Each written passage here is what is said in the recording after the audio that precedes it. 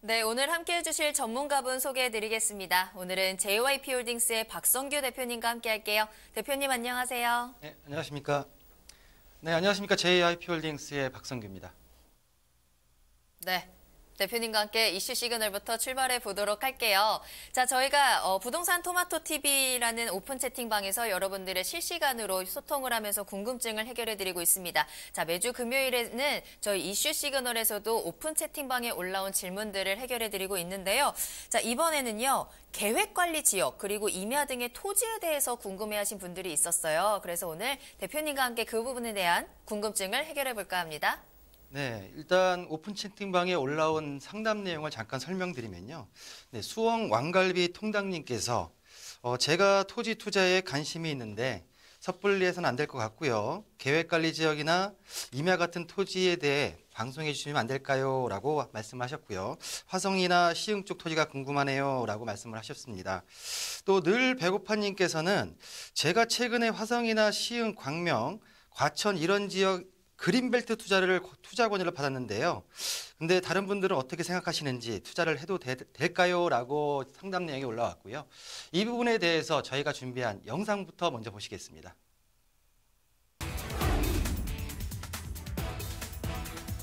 그린벨트란 쉽게 말해 개발 제한 구역으로 도시의 경관을 정비하고 환경을 보전하기 위해서 설정된 녹지를 뜻합니다. 보통 도시 주변 지역을 띠 모양으로 둘러싸는 형태를 이루고 있는데요. 그린벨트는 지정된 지역의 형편에 따라 약간의 차이가 있으나 대체로 다음과 같은 몇 가지 공통된 목적을 지니고 있습니다. 첫째, 도시로의 인구 집중을 억제하여 도시 과대화 방지. 둘째, 녹지대 형성, 자상수도 수원 보호 등을 통한 자연환경 보전. 셋째, 대도시 공해 문제 심화 방지.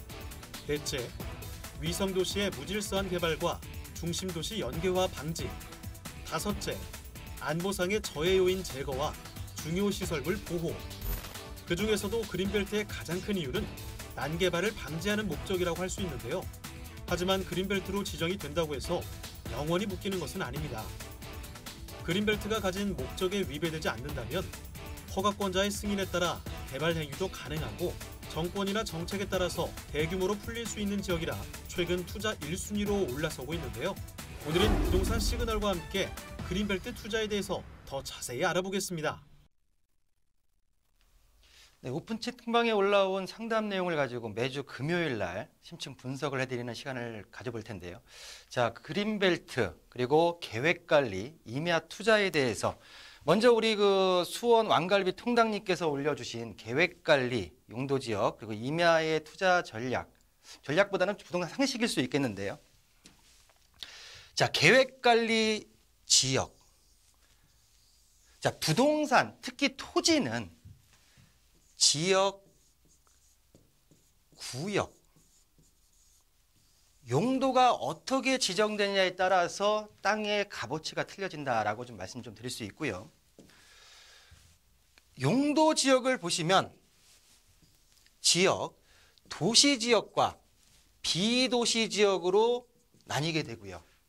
주거 지역에는 세분화시키게 되면 6가지, 상업 지역 3가지, 공업 지역 3가지, 녹지 지역 3가지. 자, 지금 우리 수원 왕갈비 통당님께서 질문하신 계획 관리는 비도시 지역 내에 관리 지역, 농림 지역, 그리고 자연환경 보전 지역이 있는데요. 계획 관리는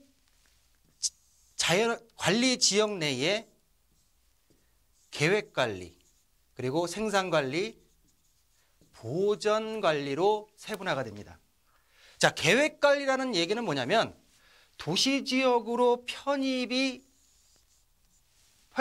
확률이 높은 지역의 땅이다 라고 간단하게 심플하게 생각을 하시면 되고요. 자, 녹지지역. 녹지지역의 자연녹지 같은 경우에 건폐율이 20%고요. 그리고 용적률이 100%입니다. 건폐율은 건축을 할 때 바닥에 깔리는 면적을 말하는 거고요. 용적률은 그냥 높이가 어느 정도 올라가느냐라고 심플하게 생각하시면 되는데, 이 계획관리 같은 경우에는 건폐율이 40%, 용적률이 2%이기 때문에 일단은 수치상으로 봤을 때도 일단 녹지 지역보다는 값어치가 좀 있는 땅이다라고 좀 말씀을 좀 드릴 수 있고요. 일단 계획관리 용도 지역에서 간단하게 설명을 드렸고, 임야라는 거는 부동산 용칭으로 있어서 지목을 얘기하는데요. 부동산 토지의 지목은 총 28가지가 있습니다. 그중에 우리가 속히 말하는 산을 임야라고 하는데요. 임야 투자에 있어서 가장 중요한 건 뭐냐면, 특히 토지 투자에 있어서 가장 중요한 건 뭐냐면 도로입니다. 도로가 있느냐 없느냐에 따라서 개발을 할 수 있느냐 없느냐, 그다음에 도로는 기본적인 베이스고요. 특히 임야는 전답보다 농지보다도 가격이 좀 더 저렴하기 때문에 많은 투자 권유나 투자를 하시는 분들이 많은데, 임야에 있어서 도로를 기본적인 베이스로 깔고 두 번째로 보셔야 될 게 뭐냐면 경사도입니다. 경사도. 이 경사도가 일정 경사도가 넘게 되게 되면 개발 행위가 불가능합니다. 예를 들어서 지방에 있는 세종시 같은 경우에 17.5도 이상이면 개발 행위가 불가하고요. 그리고 경기도권의 화성 15도 이상이면 개발 행위가 불가능합니다.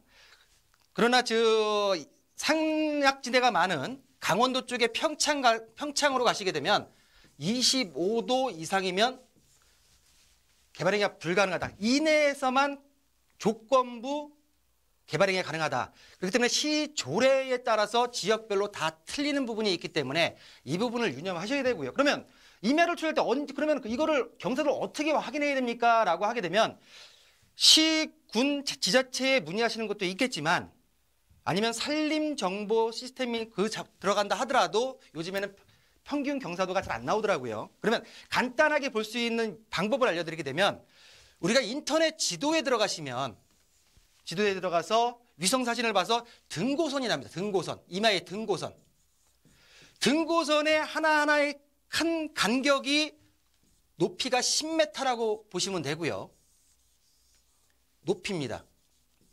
이 높이를 인터넷상의 지도에 있는 자로 재었을 때 길이가 나올 겁니다. 그 임야의 길이. 높이를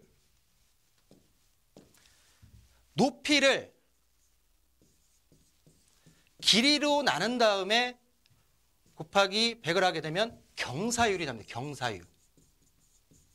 이 경사율을 경사도 환산표로 적용을 시키게 되면 대략적으로 이 임야의 경사도가 어느 정도라고 나올 수 있기 때문에 임야의 투자에 있어서 도로 여건과 그리고 이 경사도에 대해서는 꼭 확인을 하셔라.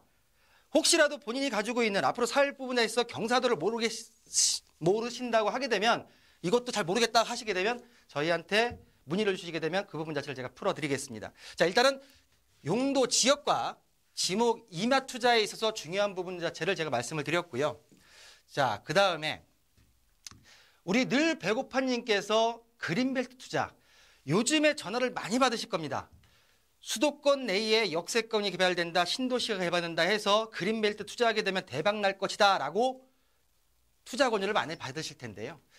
투자에 있어서는 그린벨트 투자, 고수들이 하는 투자지만 수익성만큼은 가장 뛰어난 종목이 아닐까라고 말씀드리면서, 그러나 중요한 거는 제대로 알고 투자를 해야지 실패할 확률이 낮다. 그러면 개발제한 구역 같은 경우에는 저희가 지금 영상에 보셨지만 도시 확장을 방지하고요. 그리고 도시개발을 제한할 목적으로 지정된 구역을 용도구역 4가지 중에 하나인 개발제한구역이라고 말할 수가 있고요. 지금 이 개발제한구역 같은 경우에는 1971년도에 도입이 돼서 1971년부터 77년도까지 14개 도시권의 전 국토 면적의 5.4%가 개발제한구역으로 지정이 되어 있는 상태였습니다.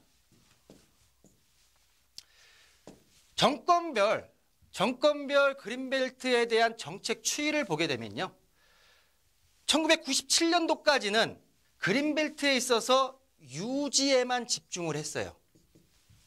근데 김대중 정권이 들어서면서 14개 그린벨트 지역에서 중소도시권을 해제를 시켜버렸고요. 가장 중요한 거, 해제 총량제를 시행을 했습니다. 이 얘기는 제가 다음 페이지에서 말씀을 드릴 거고요. 뭐 노무현 정권, 그리고 이명박 정부에 들어와서 해제 총량을, 그러니까 그린벨트가 풀릴 수 있는 양이 정해져 있다는 얘기예요. 총량을 확대를 시킵니다. 총량을 부여했고 총량이 확대가, 해제 총량, 해제할 수 있는 양이 확대가 됐다라는 부분이 지금 키포인트고요. 지금 보시면 처음에 지정했던 5.4%에서 현재 3.9%로 해제가 많이 됐죠. 뭐 선거철이 다가오면, 대선이 다가오게 되면 그린벨트 해제 카드를 살포시 만지기 시작하죠. 현재 지금 수도권 지역을 보게 되면 이 녹색 표시, 그린벨트로 묶여있는 지역이고요. 지금 서울 중심부터 30km 이내를 보시게 되면, 나눌까요? 사사분면으로. 어느 지역에 많이 분포가 되어 있나요? 그린벨트가. 자, 동쪽 지역과 서남측 지역의 그린벨트 지역이 많이 분포되어 있는 것을 볼 수가 있습니다. 그 반증은 반대적으로 생각한다고 하게 되면 이 지역들이 해제 총량에서 앞으로 풀릴 지역들이 더 많다라고 역으로 지금 발상할 수가 있고요. 이렇게 그린벨트가 지정돼서 해제되는 과정 속에서 그린벨트의 허가권자, 지정권자는 국토부 장관입니다. 근데 2015년도 박근혜 정부가 들어서서 그린벨트 카드에 있어서 30만 제곱미터 이하의 해제 권한을 국토부 장관이 아닌 지자체장에게도, 시군 도지사에게도 부여를 해서 해제 절차가 간소화가 됐습니다. 그러다 보니까 선거가 다가오게 되게 되면 각 시도지사는 그린벨트 해제에 대한 부분 자체를 한번 눈여겨보죠.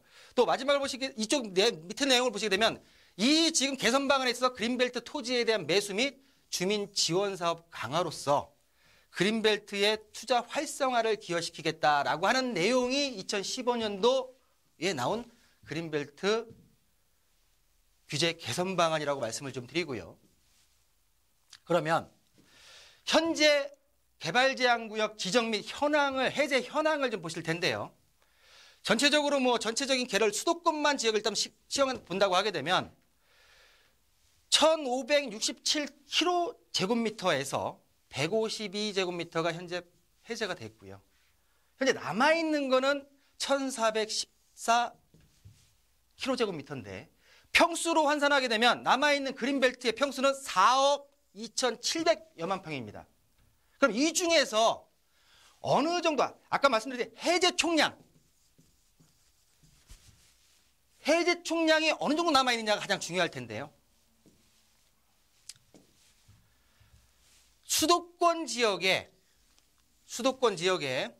해제 총량을 보시면 93.2km제곱미터, 구평수로 환산하게 되면 2,800여만 평이 해제할 수 있는 해제 총량의 안에 있다. 그 중에서 서울, 인천, 경기, 그리고 나머지는 국책사업으로 들어갈 수 있는 양이 지금 있다는 부분을, 그린벨트가 무조건 풀리는 게 아니구나, 해제 총량 안에서 그 범위 내에서 풀릴 수밖에 없는 거구나라는 부분 자체를 말씀을 좀 드리고요. 자, 이거는 법령입니다. 그린벨트 개발제한구역을 해제하는 기준이 개발제한구역법 특별법 시행령 제2조에 6가지가 나와 있는데요. 일반적으로 보게 되게 되면 좀 어렵습니다. 보존가치가 떨어져서 도시용지의 적절한 공급을 위해서 신도시 들어간다는 얘기죠. 또한 주민들이 거는 이건 집단 취락지구 20호 이상의 집단 취락지구에 취락정비가 필요한 지역을 해제하겠다. 세 번째는 시가 면적의 기반시설 설치, 뭐 역이 생긴다 등등 그런 내용들이고요. 다음을 보시면 유치할 필요가 이제 더 이상 없는 거예요. 개발제한구역으로. 자, 그 다음부터가 중요합니다. 나머지 위의 것들은 매수자, 우리 서민들이 할 수 없는 거예요.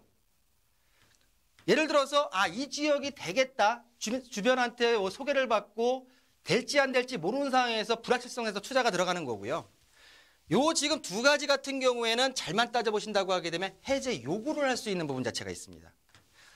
자, 도로 및 철도 또는 하천 개수로로 인해서 3만 제곱미터의 단절 토지. 자, 뒤에서 설명드릴 거고요. 또한 개발계획구역 경계선이 관통하는 대지. 어렵죠? 법령이라서. 자, 간단하게 설명드리면 해제 유형 20만 제곱미터 이상의 국책사업, 지역 현안사업. 국책사업 뭐가 있습니까? 예를 들어서 뭐 신도시, 이번에 3기 신도시 들어갈 때도 국책사업이라고 볼 수 있죠. 또한 뭐 KTX든 아니면 그 전철 노선 자체 생겼을 때 역세권 부분 자체가 될 때도 이런 지역 현안 사업으로 들어갈 수가 있고요. 자, 20% 이상의 집단 취락 해제 지역. 대략적으로 그린벨트 지역의 20% 이상이라고 하게 되면 신축이 안 되기 때문에 기존에 벌써 가격대가 다 올라가 있습니다. 자, 접근하기가 쉽지가 않죠. 자, 세 번째, 도로, 철도, 하천 개수로 인하여 단절된 만제곱미터의 소규모 단절 토지를 찾을 수 있다고 하게 되면 그린벨트 투자 제대로 하시는 겁니다. 자, 마지막으로 1000제곱미터 이하의 경계선을 관통하는 대지. 자, 그림으로 볼게요. 자, 본 내용은 도시계획 시설이 결정돼서 도로계획과 가로행, 세로행 해가지고 도로계획 자체가 다 세워지고 뭐가 들어가겠다. 뭐 상업지가 들어가고 공원이 들어가고 여기는 일반 주거지가 들어가고 공동주택 이런 도시계획이 들어갔을 땐 지금 보시면 개발제한구역 인근에 있는 이 녹색 부분 자체 공원으로 지정이 돼서 지정이 끝나버리고요. 또 주거지역 옆에 있는 이 공원 자체도 공원으로 끝나버립니다. 근데 도시계획 시설이 결정이 해지됐어. 이런 지역들이 지금 현재 많습니다. 자, 일몰제가 걸려 있어요. 일정 시점이 되게 되면 이 도시계획 시설이 해제가 일몰제로 끝나버립니다. 그러면 주거지역 옆에 있던 공원으로 지정됐던 지역은 주거지역으로 용도가 변경되고요. 자, 그린벨트 옆에 개발제한구역 옆에 있던 공원은 도시지역 내 녹지지역으로 용도가 변경됩니다. 자, 단절된 3만 제곱미터 미만의 단절된 토지 사례를 보시게 되면요. 거모동, 시흥, 거모동, 성남, 구리 등 여러 군데가 있는데요. 지금 3만 제곱미터 이상의 공공시설이 들어가서 요 면적들은 해제가 가능한 면적이다. 해제가 됐다라고 좀 말씀 좀 드리고요. 그래, 그림으로 지금 편하게 말씀드리는 뭐냐면 단절된 토지, 도로 15m 이상의 도로로 개발제한구역하고 이 단절돼 버렸어요. 공원이 들어갔고 개발제한구역이 있지만 집단 취락지역 옆에 있는 요 토지 같은 경우에는 단절 토지로서 해제가 요구가 가능합니다. 자, 학교가 들어갔어요. 또 공이 15m 이상의 도로 부분 건너편에 집단 취락지구가 있고 학교가 있는데 요 가운데 덜렁 단절돼 버린 토지. 요 토지도 개발제한구역에서 해제가 가능하다. 이렇게 그린벨트 투자, 특히 토지 투자는 잘하면은 대박이 날 수 있지만 잘못하게 되면 평생 내 투자금이 묶일 수가 있습니다. 특히 현재 권유받고 있는 임야 투자나 그린벨트 투자에 있어서 임야 투자에 있어서는 경사도 부분 꼭 알아보시고요. 그린벨트 투자에 있어서는 이 지역의 정확한 무작정 역세권이다, 무조건 뭐 신도시가 이런 부분 자체보다는 본 땅에 대해서 특징, 용도 그리고 앞으로에 있어서의 어떤 해제 가능성이 어느 정도 있는지를 꼭 문의하시고 투자하시기를 당부를 드리겠습니다.